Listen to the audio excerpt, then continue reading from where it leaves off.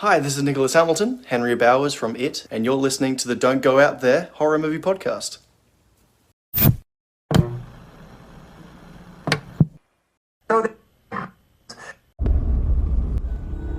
They've conquered the big screen. Now, get ready for the spin-off sure to send chills down your spine. It's Nico, Brian, Mike, and Dustin in Don't Go Out There, the series.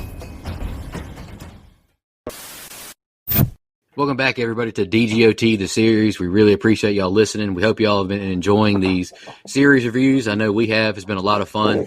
Just want to give a quick shout out to our website, don'tgoouthere.com. Everything about our podcast is on the website.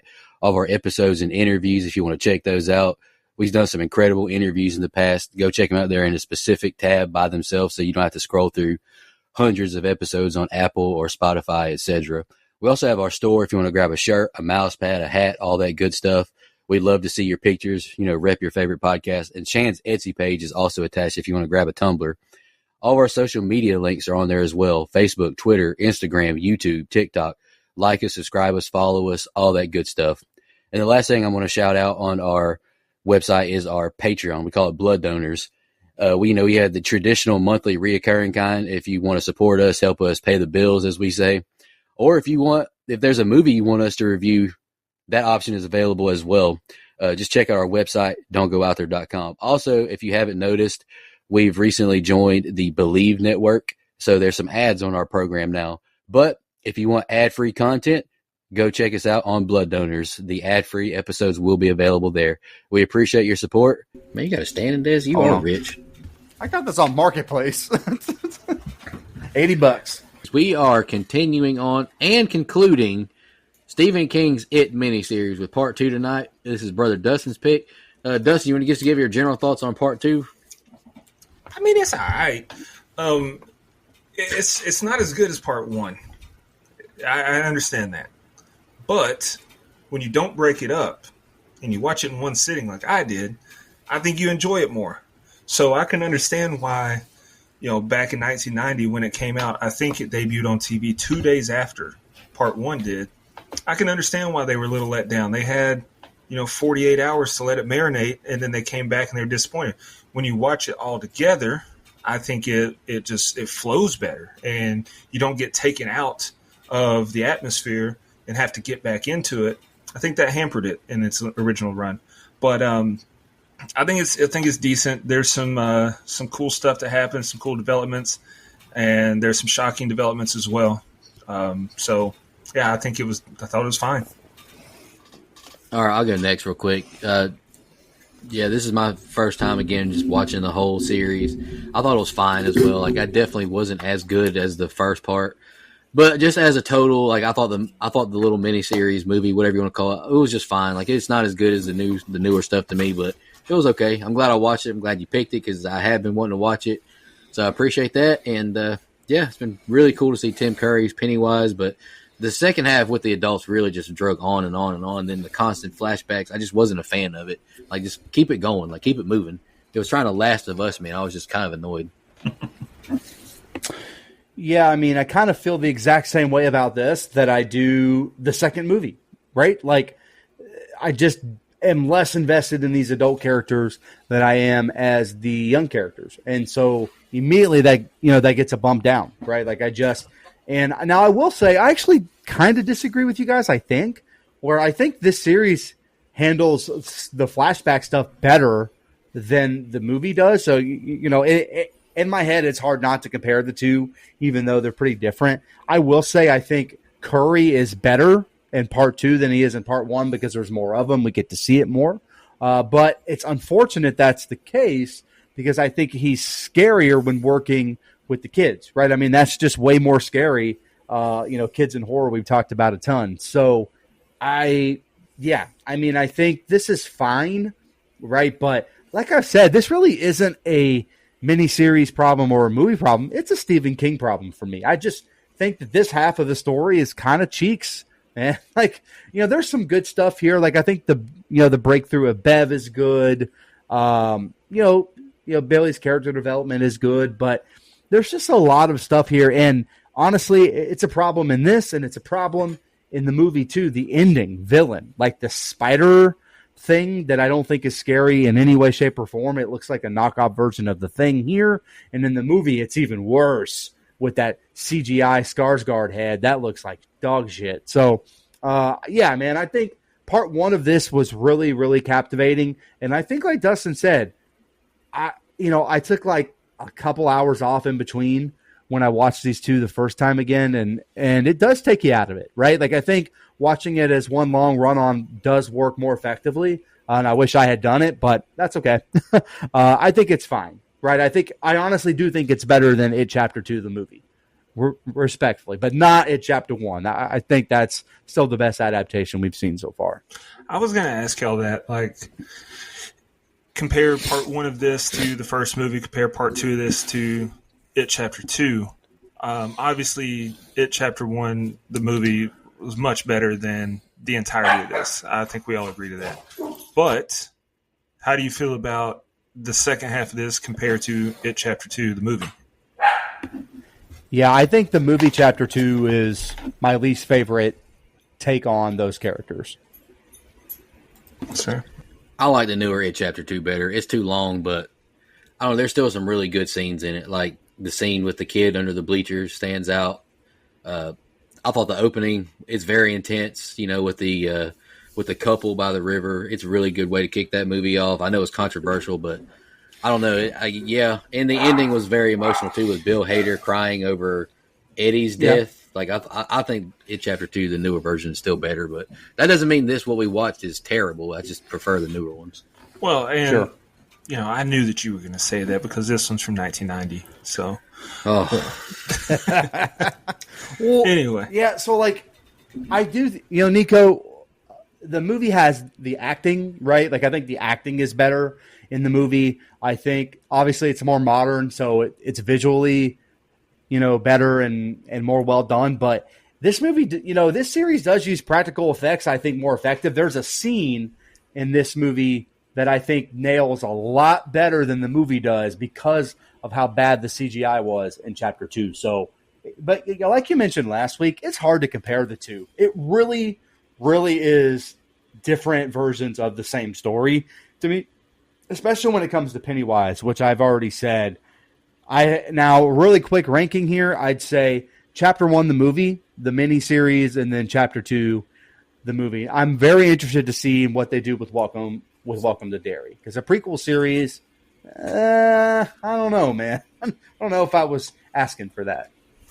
Yeah. No comment. Know how I feel. You guys have anything else before I get into the Simba scene? All right, let's get it. Lord, bear me strength. Stan's wife heads upstairs to help him in the tub and finds him with his wrist leaking and the word "it" written on the shower wall in blood. Bill's dropped off at a cemetery by cab and visits his brother's tombstone. While he's there, he sees Pennywise has dug 7 graves, and Pennywise tells him 1 grave is already taken. Bill says he's not afraid, which Pennywise finds hilarious before disappearing. Bill goes to see Mike at the library, and the two go for a walk to catch up. Mike tells him since he never left, he didn't forget what happened. They have an ice-cold Miller, and Mike reveals that he bought Bill's old bicycle at a pawn shop. Richie rolls into town next and sees the marquee at the Paramount Theater has a memorial for his life on it. He goes to the library, but Mike's not there. Pennywise is, though. He offers Richie a balloon, and then blood-filled balloons start falling from the ceiling and popping. And Richie's had enough of the library. Back at Mike's, Bill fixes the flat tire on the bike, and they take turns riding and reminiscing about the good old days. Seems like a waste of time considering, what's going on. Bill goes to put playing cards in the spokes, but drops the deck, and they see Pennywise on the back of the cards. That's the open. What do you guys think? I actually think this series may capture the flashbacks better now than the movie. Like, I remember complaining about them in the episode, like I mentioned, that's over 5 fucking years ago, which is insane. But I remember complaining about how the movie did it, and I think this actually does a more effective job. I just got to shout out John Ritter again, who I think is really good as Ben. He delivers a good acting performance, especially from a TV series like this. And the scene where they drive by Pennywise with the balloons. Again, Curry is so good and so effective here. This guy that plays Eddie in this one looks almost identical to the kid movie version. Eddie. I think, that's kind of an odd thing. I guess maybe that's what they were going for. I will say that Mr. Keene being Pennywise was fucking scary, and it was way scarier than anything to do with werewolves. This is a scene that I think the series nails, that the movie version tries too hard and overthinks, and it is overkill with the CGI. And it's the one with Bev and the blood and the old woman. I think the special effects on the old woman look way better, as far as the practicality of them than the CGI stuff that we get in the movie. Last thing, Curry just makes me fucking laugh in this part. Like, he's just banger after banger, as my man Seamus would say. It's starting off with a note I made last week. It sucks to be cast as Stan in an It show, movie, whatever you want to call it. Your whole role is just be scared and die. Hopefully the check is decent, though.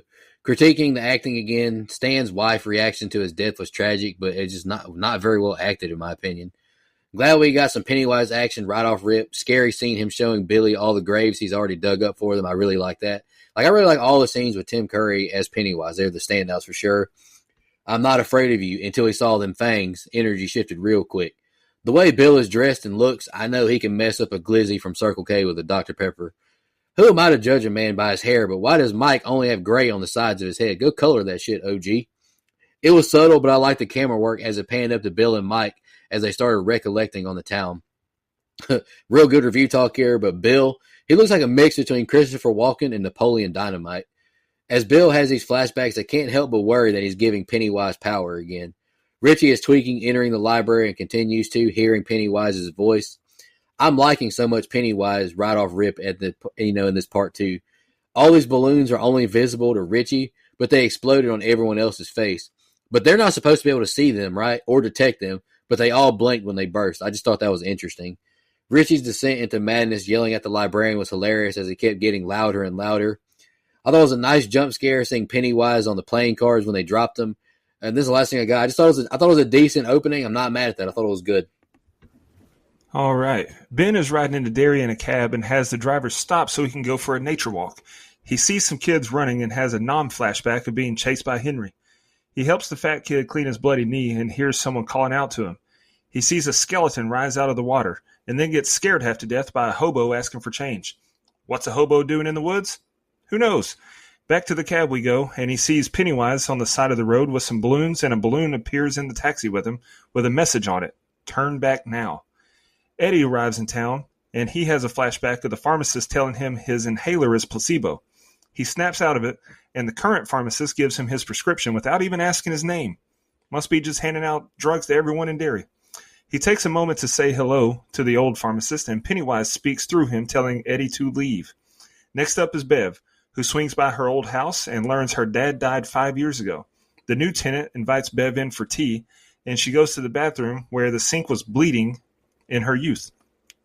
She hears Pennywise yell and snaps out of it to go have her tea, except it's not tea. She's got a cup full of blood. She drops it, and Mrs. Kirsch tells her to run before turning into a zombie version of her dad. Bev runs out, and Pennywise has a laugh on the doorstep. Bev almost gets ran over and looks back to see the house is all boarded up and a balloon floats past her as Pennywise laughs. Back in England now, Audra is meeting with Greco, the director who wants to adapt one of Bill's books into a movie, and he is bashing Bill while trying to steal Audra. Kind of a pointless scene to me. He leaves, and Audra wakes up to thunder and books a flight to the United States. Very vague, lady. I hope she boarded a plane to Beaverton, Oregon. Dummy. You kind of need to specify what state. Anyway, go ahead. Beaverton, Oregon. Happy to see John Ritter again. Good review talk, but he's a legend, and it saddens me he's passed away. Fuck these bullies. Leave this somewhat husky fella alone. Damn. Not a fan of this swamp skeleton that messes with Ben. It's just not creepy, and it's corny, in my opinion. Pennywise on the side of the road waving at Ben, and the balloon was great. More Pennywise, the better. And that scene is just iconic. I haven't even seen this until I did my notes, but I have seen that scene in, other pop culture things. A grown man asking a kid, how old are you, and saying good enough, hearing 12 is never a good thing, in my opinion. Pharmacist is creepy, nothing like a good pull on the lung sucker. Man, who talks like that? Why would you even say it like that? That's I don't know. That's just weird. Like Mr. King grabbing Eddie with the Pennywise claw.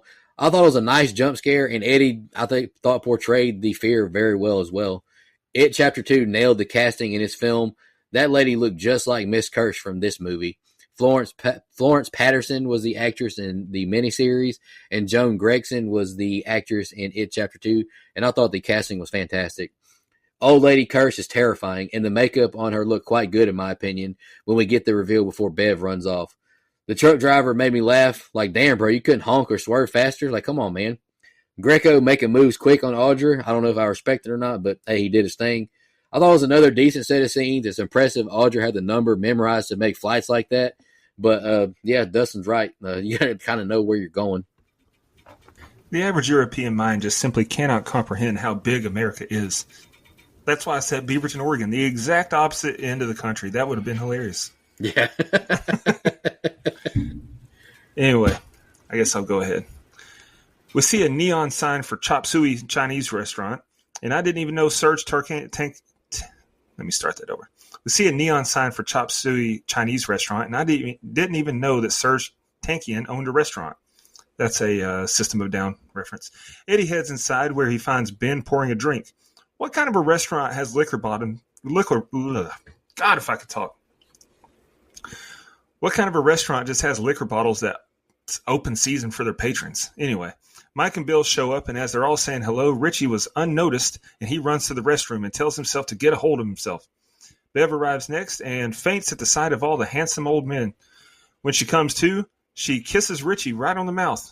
That was odd, but not as odd as the borderline makeout she had with Bill. He's a married man, harlot. The group turns to Mike to help them remember. The thing I've always wondered is if, did these kids all move away as soon as they beat it that day? I mean, did they not all stay together at least through high school or the next school year? Like, they make it seem like that's the last time they saw each other. Anyway, Eddie has a flashback and breaks down, and Bill wants to get right to business, but Richie would rather party first. They have dinner, and we see Henry Bowers is now in a state loony bin. Pennywise is on the moon, more believable than actual humans walking on the moon, and he tells Henry to go back to Derry and kill them all. At the restaurant, dinner is over, and Richie says he's leaving tomorrow. They open their fortune cookies, and they're filled with blood, bugs, baby birds, and all kinds of not good stuff. The group leaves, and at the library, they try to reach Stan. Richie is being a real jokester and says if Stan hasn't left yet, he's a dead man. Little does he know. He is dead. Bill remembers when Stan saw it last summer. When he saw it last that summer. He was bird watching and heard his name being called from a house. He went inside and saw a mummy dressed in Pennywise's clothes. He recited kinds of birds until he was able to escape. Eddie recalls when Stan told him he saw into it and it was made of lights, dead lights. Ben says he needs a drink, and Mike says he's sure he's got something here. Go ahead.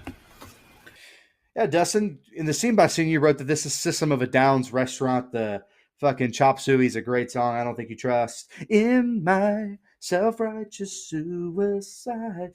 Great tune. I'll be working out to that tomorrow. Like in the part 2 movie, I do think the reunion of everyone is one of the better parts of either film or TV series. I do like that they all come back together, even though I'm less invested, like I've repeated a million times. Billy going right in for the kiss with Bev is crazy. He's got Audra at home. Like, what are we doing? Anyway, their feast made me really, really hungry while I was recording my notes, so thanks a lot for that. And if I were Stephen King, I just would have made this scene scarier. Like, there's really good, like, sentimental, nostalgic stuff here when old friends get together, but having one of the friends become Pennywise for a moment, having something happen, I just would have made it a little bit scarier personally. And now I still don't think the adults with the clown is as scary, but I do think it could be more effective here. I will say, speaking of effective, Curry saying kill them all over and over again was really creepy shit. I love the way that was shot. Well, sports fans, is a very dated reference that I understood, so fuck me, I guess. I will say this part feels long though, right? Like, because I'm not connecting as much with the adult characters, them sitting around and talking, and then some of the scary things happening to them, I'm just not as interested in it. And I really just think because the main reason is I just don't think clowns are scary, so I can't really relate to this with my adult brain. Last thing, this mummy at the end looked like shit. Looked like a DCOM original from Under Wraps. Shout out if you remember Under Wraps. That's a Halloween staple in my house. Yeah, I appreciate the Losers Club supporting one of my kinfolk's restaurants. We love to see that. And LOL at Ben. Mike, is that you? He's the only black friend of the group. Who else would it be? Like, I thought that was so funny. Eddie's actor, Dennis Christopher, looks like a mix of Evan Peters and Stephen Colbert. Like, this is the kind of review talk I'm giving tonight, like who these actors look like. I'm with Richie. Let's chill out for a bit, get some grub, vibe before we have to go fight the killer clown again. Better dead than wed. I know Dustin shouted and hooted and hollered when he heard that. Can't even cap this scene with Pennywise telling Henry to go kill the losers. Makes me think Freddy versus Jason may have ripped that idea from his trying to get Freddy strong again, maybe. I mean, I know Freddy gets, his powers from fear too, but I don't know. It's pretty on the nose. Nice scares with the fortune cookies, and most of the effects held up in my opinion. This Chinese lady's acting was not good at all. Sorry, Auntie, but it was just not good. Richie sticks his foot in his mouth joking about killing Stan when he's already dead. Thought that was ugh. Creepy visual of Pennywise posted up in the graves waiting on the adults. Really don't care what happened with Stanley at this point in the past. I'm ready to progress the story. And yeah, Eddie, Stan got slammed into the wall by it. I can't be mad at him for being extra scared. The last thing I got, set of scenes weren't bad, but it felt like it's starting to drag bad. Mike opens the fridge, and a million balloons pour out before they see Stan's head in the fridge. Stan roasts the group and says they'll all float down there. All the lights go out, and books and papers go flying throughout the library. They huddle up, and that's all it took. Power restored. Bill grabs a paper off the typewriter, and let me reread that. Bill grabs a paper off the typewriter, and that's the device we used, to type papers before computers, kids, and sees the sentence his mom gave him to help him get over his stutter. He stutters worse than Mike ever has on our show, trying to tell the group that Richie says, "No offense, pal, it ain't helping." And I laughed. at that. They head out, and Henry's old friend Belch visits him via it and tells him they got to go kill the loser club. Henry walks down the hall, and Pennywise has a dog head now and takes out the guard. Back with the loser club, the group is trying to make sense of it all, and Mike passes out some newspapers. He tells them how every 30 years there's a tragedy in Derry. They talk about their past after that summer and thank Mike for his sacrifices by staying in Derry. Bill's wife pulls up to a gas station and asks how much further to Derry, and is a deer in deadlights when Pennywise starts harassing her. Meanwhile, with the loser club, Ben tells the group of his weight loss and track success, and Richie still maintains that he's leaving tomorrow. Bev, with the segue of the century, tells them she cleaned up the blood once. Okay, we get a flashback of her showing the group the blood covering the bathroom, and that's how she learned they could see the blood too. Some of the group is cold, so Mike, Eddie, and Ben go upstairs to get blankets. Stan's head didn't look good in the fridge before it cut to him start talking. That might be overly critical, but I just wasn't a big fan of it. Very creepy him saying they all float down here. Like, that's just a creepy line, and I like the way it was executed. I laughed at Richie, tweaking, ready to leave me. He's like, get me the fuck out of here. This moon just set faster than the sun rose in center. It's like, what are we doing here? Why can't we get this right? Why is this so difficult? I'm just being extra on that. Being critical again, Belch looks terrible. Could have did better on the makeup, in my opinion. And if it was practical effects or makeup, whatever, I just think it could have looked better. Another set of scenes with the adults reflecting. This might just be a me thing, but I'm not a fan. Keep it moving. We don't need to see more flashbacks. Like, come on, let's keep it going. I like the close-up on Pennywise's face as he tormented Audra at the gas station. I thought that was great. John Ritter picks up as his character from Three's Company as he massages Bev. Man, took no breaks. He's ready. Another flashback scene we've already seen. This second half, just like in the remakes, really slows down the progression of the story, and I just am ready for the ending. Another very slow set of scenes. Sorry, but I'm just ready for the last 30 minutes to see if the payoff is there. Honestly, Stan's head in the fridge looked great. Like, not the looks as far as the effects, but I think the idea to do that looked really great. And it's great shit. And it turns into Pennywise, and I loved how that all went down. I will say some of the stuff here with Henry feels bloated. We already got Henry Bowers, and I feel like once that connection was made, it's all that we needed. Me personally, I would have combined those two scenes to cut out a couple extra minutes here. I like the town history stuff, and it connects to Pennywise, but just like in every version of the story, it seems much more interesting on paper. Like maybe the book, which I've read pieces of, but not the whole thing, maybe the book would carry this better, right? Because you can really read the words of the history of the town of Derry. Maybe that's what the prequel stuff will cover, which I'm still unsure about, but it does have my attention. But in movie form, I'm just not a massive fan. Ben, move in there and rub those shoulders, baby. That boy, Ben. The flashback to Bev's bathroom was a nice callback to see the after effects of it. That's all I had. Atop the stairs, Mike says he'll take care of Richie, and Ben says for them to all meet back here in 3 minutes. Mike closes an open window, and on his way out of the room, Henry stabs him and calls him the N-word one last time. Bev joins Ben in her room and recites the poem he wrote for her all those years ago. She says she always knew it was him. You know, it's just like a woman. Wait until it's convenient for her and make the guy wait all these years. Except it's not really Bev, though. It's Pennywise. Kiss me, fat boy. That made me laugh.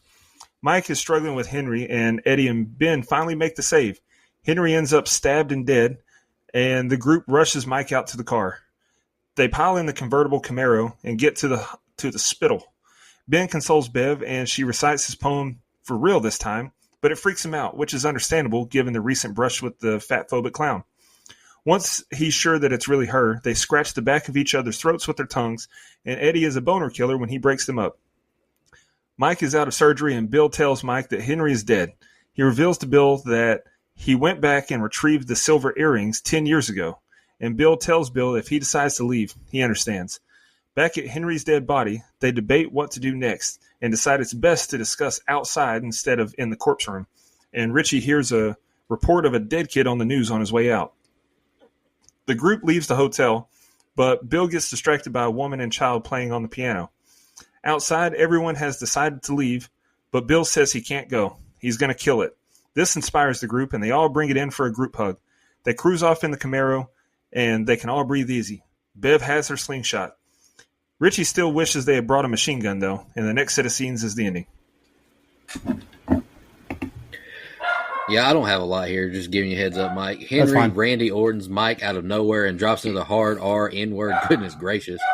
John Ritter said to hell with chasing after Pennywise. Let me kiss all over Bev, and I can't really blame you for that. Bev being a killer clown really is a boner killer, though, and the kiss me fat boy line, that's iconic. Like I mentioned in the last set of scenes, I haven't seen this until now, and I had heard that line before just because it was so popular in pop culture. Not sad at all with Henry's racist ass dying. Good riddance, get him off my screen. And valid crash out by Ben. After kissing a clown, I'd be skeptical of Bev too. Smart thinking by Mike getting the silver earrings to use again as a weapon against Pennywise. Billy emerges from the hotel and Hero by Chad Kroeger plays. He said, I ain't leaving without a victory. He's going to take out Pennywise once and for all. And the last thing I got, a machine gun would be a good thing to bring. Saying it again, another slow set of scenes, but let's see how the ending goes. God damn, Henry fucking Browers sneaking in like Brock Bowers and killing someone. God damn, man. That was a NFL reference for all of our non-football people here. You know, damn. If I were Ben, I would have had to be petty for a minute and hit back with a damn. Back then they didn't want me. Now I'm hot. They all on me. You know what I mean? Come on, man. But I would have gave it as well. I understand, Ben. You know, also her turning into Pennywise. You know, him ended up making out with a clown with those yellow pants is absolutely hilarious, unintentionally. But Ben and Bev are a good couple. You know, this is one of the smarter writing choices I'm glad they made, for sure. Them ending up together is good. Her remembering what he wrote is very sweet all these years later. Maybe she is one of the real ones, no matter what, you know, Dustin says. Maybe they're not all bad. You know what I mean? I'm just kidding, ladies. Eddie is annoying as shit in this movie, man. He needs to grow the fuck up. And speaking of grow the fuck up, Billy really steps up, becomes a hero and an adult here. And so finally he has a little bit of a breakthrough. Richie's kind of a bitch too, man. These adults these adult versions are more whiny than their kid ones, man. I don't understand. Man up, you got to get rid of the entity. What are we doing? Anyway, especially if we're doing it all together as friends. That's all I had. All right, here's the ending. The group walks through the woods and into the sewer building. They find a satchel, and Bill freaks out because it's Audrey's. He takes off running and has a hilarious slip and fall. Bev pleads with him to focus on the task at hand, and they continue on. They reach their destination, and Georgie's paper boat floats in. Bill sees Georgie, who says it's all his fault, and Bev reminds him it's not really Georgie, and Georgie disappears. Pennywise tells the group to leave while they can, and says that if they stay, they'll lose their minds in the deadlights like the others. Bill explains to Richie that every 30 years it wakes up to feed, and it has to take a physical form to do so. He places the boat back on the water, and they follow the boat in hopes of finding it. It leads them to a door, and Eddie thinks that this is the perfect time to tell the group that he's a virgin. Thanks for that.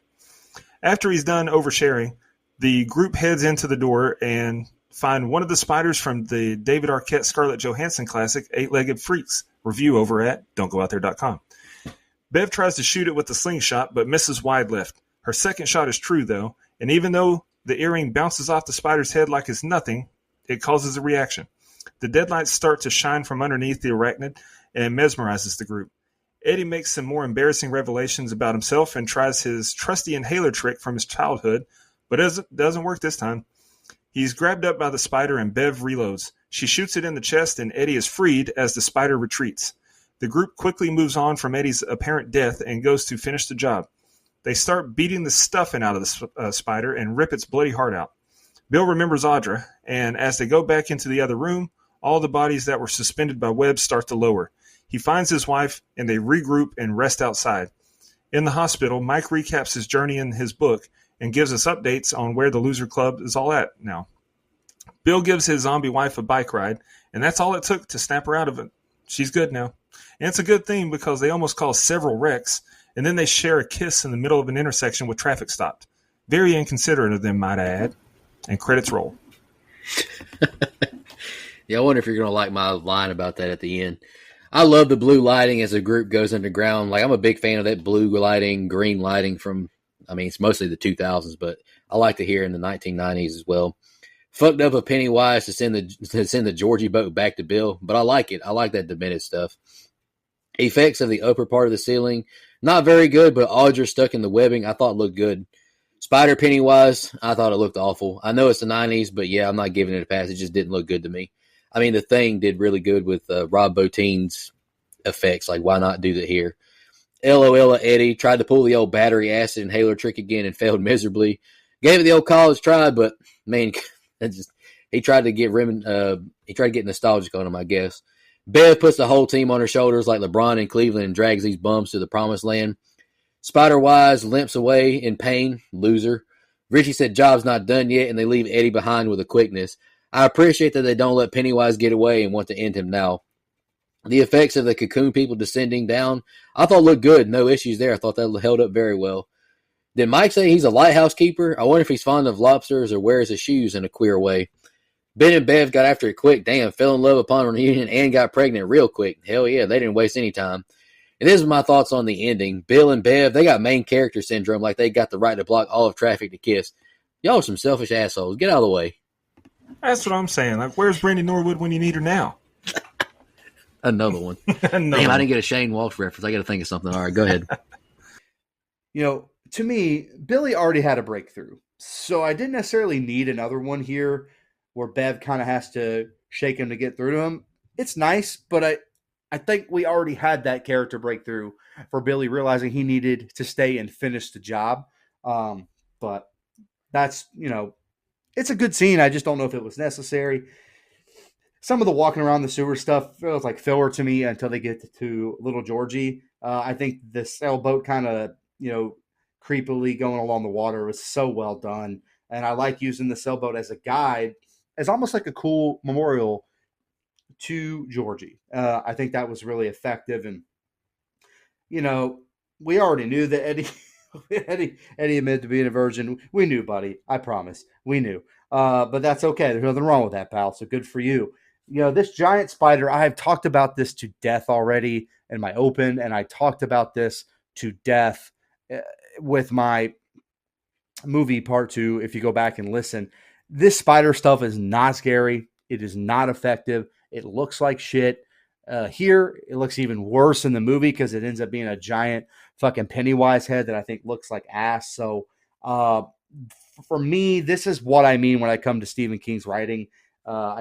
I don't know, man. I just don't like it. You know, Bev with a good shot, a better shot than Hank Hill, by God, as Cotton Hill would say. Can't shoot. Anyway, you know, you kiss Bev on the mouth while Audra was coming to check on you. Fuck you, Bill. You know what I mean? Anyway, she's a good woman too, but clearly he's in love with her. I'd like that we kind of get a little bit of a happy story. I will say Billy's outfit looks like Andy's from Shawshank to me. Like like this whole get up looks just like it. I will say, as sweet as it was We have to stop in the middle of traffic. We can't hop off onto the sidewalk if we're riding the bike together. Anyway, small nitpick, but I guess it is only Derry, so not a whole lot of like just busy middle of the day traffic there.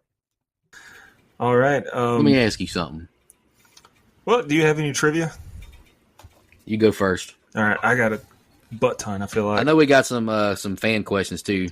You want to do that first? Let me get to it. All right. Because we had a couple late comments after I reshared it. But yeah, I'll do that now. Okay. All right, over on the pod page, if y'all don't follow the DGOT the series page, would really appreciate if y'all did that. That'd be awesome. Jake Goldstein commented, I really like how when you watch them all together, it turns into one solid movie opposed to two very long movies. Okay, that's fair. Jesse Kraft commented, tell me why this is my 11-year-old daughter's favorite movie. She prefers the 1990 series over the 2017-19 remakes. Also, who's your pick for Pennywise, Bill or Tim? And I said that I would pick this week. Yeah. Like we mentioned, they're two totally different like portrayals. Like it's hard to pick which I like better. I thought Tim was a very normal looking clown, but not really scary, but more creepy. And I thought Bill was a lot scarier. I thought both men gave great performances, and it's really just a preference thing for the Pennywise, like the Pennywise portrayal. Excuse me. I thought the scenes with Tim Curry's Pennywise in this miniseries were the best of the miniseries. So, I mean, if I pick Bill, does that mean I dislike Tim? I don't think so. I think they're both great. Is that a cop-out answer to say they're both great? They are. I mean, it's like I said last week. It's like Jack Nicholson and Heath Ledger. It's just, what are you looking for in the character? I think that Tim Curry's, that's the traditional what a clown looks like, which made it even more frightening. Kids were, especially kids in the 90s, late 80s, like that's what we saw when we saw clowns. And so it made it even more unsettling as a youth.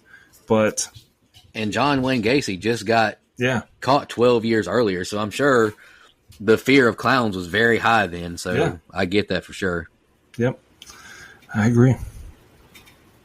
We didn't have any new ones on X or Blue Sky, so.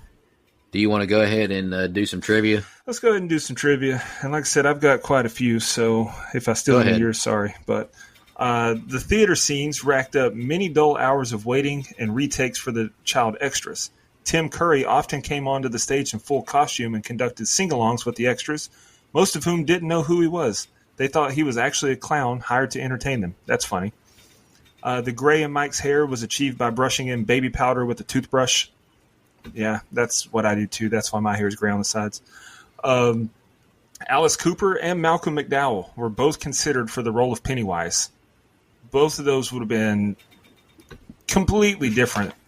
And, there would have been three different Pennywises. So I think Tim Curry was the man for the job. In the novel, two of the children have connections to Stephen King characters. Mike Hanlon's father served in the Army with Dick Halloran, the cook from The Shining. And Eddie Kasprak was also friends with young Paul Sheldon, who as an adult was the protagonist in Misery.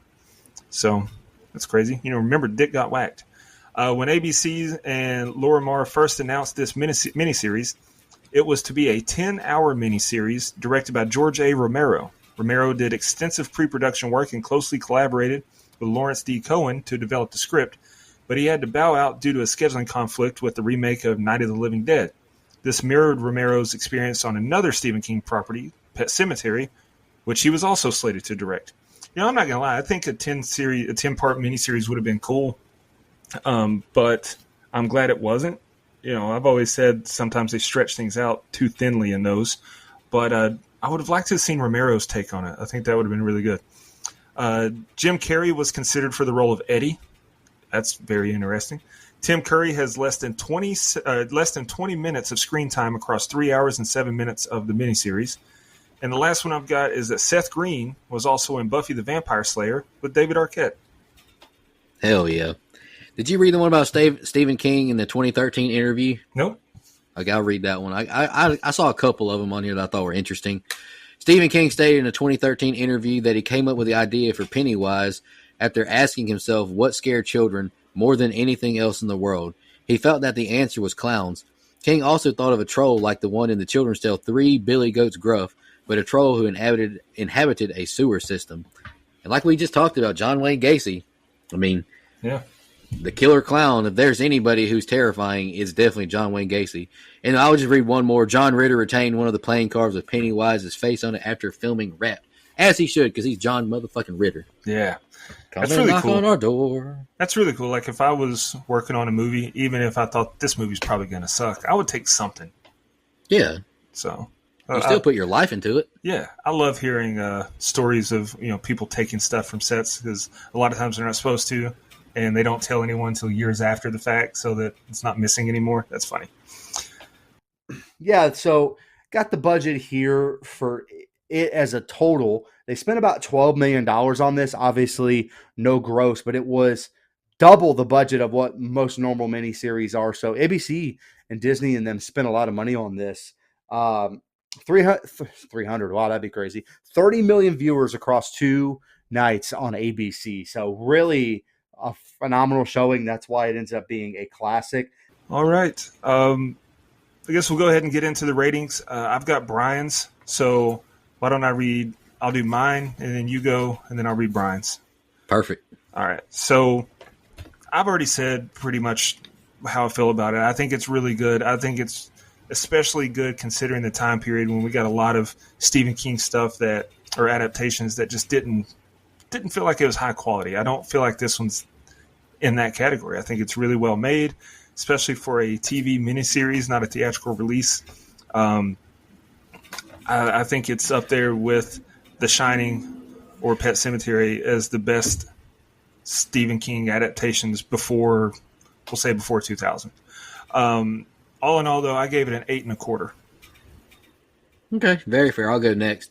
I didn't really pick a favorite and least favorite kill for either. this kind of thing. I mean, I guess I could have, but I didn't.